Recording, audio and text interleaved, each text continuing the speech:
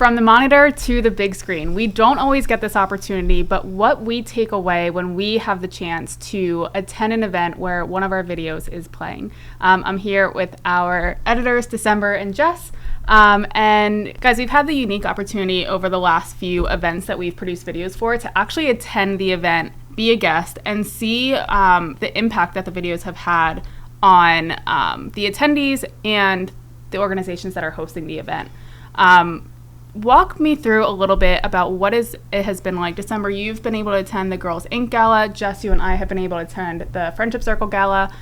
What is it like for each of you when, realistically, a lot of times what happens is we are working with these clients for these upcoming events and we are editing the video to be perfectly what they are envisioning. And then 9 times out of 10, we just hand it off to them. But there are sometimes unique opportunities where we get invited and get to see the video and the event play out. What has that been like for each of you? Yeah, you spend all this time behind the screen editing the video over and over and over again until it's exactly what they want. And then you go to the event, and especially if you're invited, I'm personally a little nervous every time. I'm like, I hope this works well. But, it really helps you see, gauge the audience's reaction and see what they like, what they don't like. For me personally, I try to incorporate, especially for live event videos, I try to incorporate more lighthearted things, even if it's a serious subject, because if you're too serious the whole time, you're going to lose the audience and they're just not going to be into it. So I try and make sure there's at least one lighthearted part of the video. So that's what's changed for me. Absolutely. Personally, I really like it because it gives me something to look forward to, and it's kind of like the full circle moment because you start with something, and like you said, you usually just see it go into the abyss, into the company or whatever.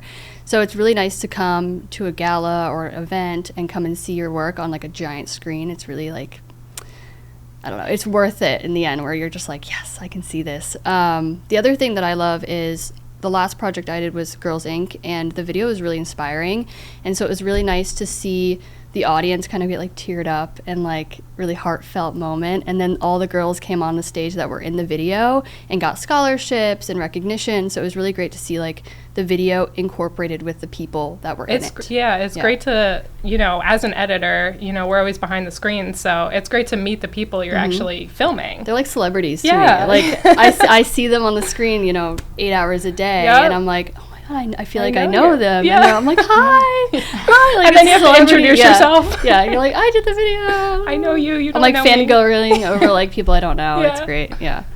But it's great because when you do reach out to them, there's been times, especially again with Friendship Circle, where Jess, I will be the one actually interviewing them. And then when you and I go to the event, they know me, but they don't know who you are. And I'm always like, you need to meet Jess. She's the one that edited your video. And I can only imagine, but I don't want to put words in your mouth, just the feeling it feels when someone looks you in the eye and says, thank you, you made me look so good. 9 times out of 10, somebody is going to say that is on camera, I felt like I didn't do a great job, or I was nervous, or thanks for making me look good. That's the most common compliment that we get. You also rarely get that as an editor because, for editors, I always say, if you do your job poorly, no one cares. Or if you do your job great, no one cares. But if you do it poorly, everyone notices. Yes. Yeah. So, to get that video is great, thank you. That's so rare as an editor. Definitely. I think a lot of people also will do an interview and then forget what they say. And so we're left with, kind of putting the puzzle pieces together. And so, creating a narrative is difficult, but it's, it's really, really worth it in the end. Yeah. Yeah. Yeah, when you get these 20-minute interviews and just concise it to 1 minute and 30, and it's still everything they wanted to say. Yeah, I'm you do sound amazing. You're so right. Yes. It almost kind of feels like for me, because of how much work that we all put into these videos, it's weeks and weeks of just progress that you're making internally with our team, externally with the client.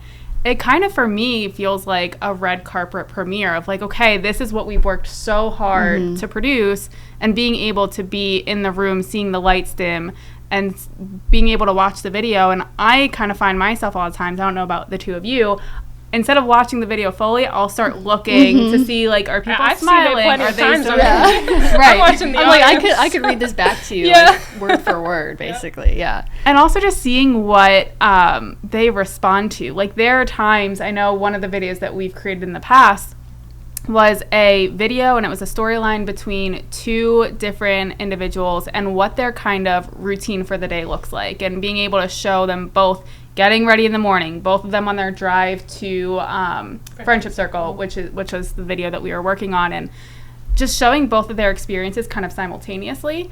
And had no idea until the video actually played at the event to know that a line about one of the guys feeling disappointed that he was missing the Eagles game because they're season ticket holders. And that is something that the entire crowd just uproared with laughter. Something that I don't know about knowing you. your audience. Yeah. I had no idea that was going to get that type of reaction. And it's just interesting to see what does stick with people in the room. Mm-hmm. Yeah, and it's good to know. And, like, I never thought about that either. But then I was like, oh, wow, you're making a video for people who live in Philly. Mm-hmm. Yeah, throw some Eagles stuff in there. Why not? Yeah. Go Birds. Go Birds. So how do you take this experience of being able to, you know, understand how the video is now played in the room, understanding where it's going in the run of show of an event, and hearing and seeing how people are reacting to maybe different things in the edit? Is there any takeaway for either of you that, you know, for December, you're thinking, okay, well, the next Girls Inc. Gala, like, I know what really stood out to people in the room. Mm-hmm. For next year, these are the things I'm kind of thinking about. Absolutely. Yeah, it gave me a chance to read the audience and see what people reacted to the most.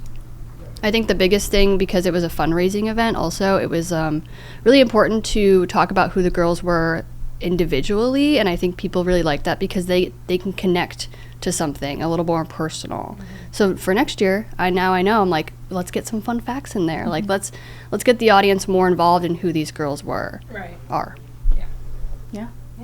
Yeah, I think, you know, especially coupled with the fact that we have now been able to really be more involved in the event production side of things with some organizations. I think that coupled with now our team being able and being invited into some of these events as a guest and being able to watch it on that front, pairing the two together, I feel like it sets all of us up for great success when it comes to, okay, now we have a client coming in saying, hey, I need a video for an event. We have already now a list of curated, very intentional questions, what we want to ask to make sure we're delivering not only the best video, but the best video that's going to fit the event that you're trying to put on. Absolutely. Yeah. Awesome. Yeah, and I would also add on that, you know, I've been to a bunch of these events now. I see how the video's done, and I used to do videos for the Health Hero, and if you know anything about those Health Hero videos, a lot of them, you know, they have darker subjects. You know, it's someone battling cancer, it's someone like...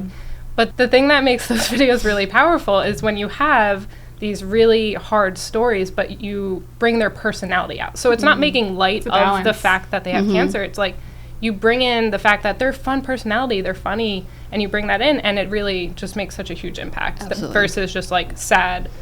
Yeah. It stinks you have cancer. Right. Vote for me. It's all storytelling. Yes, yeah, exactly. It's all storytelling. Every positive story, every single person struggles with something, and I think it's just finding that balance between, okay, we need to hit the darker part of the story, but in a way that now we can tailor it and kind of bring it to light in this more beautiful ending of, this was the struggle, but here's what came after it, if that makes sense. Definitely.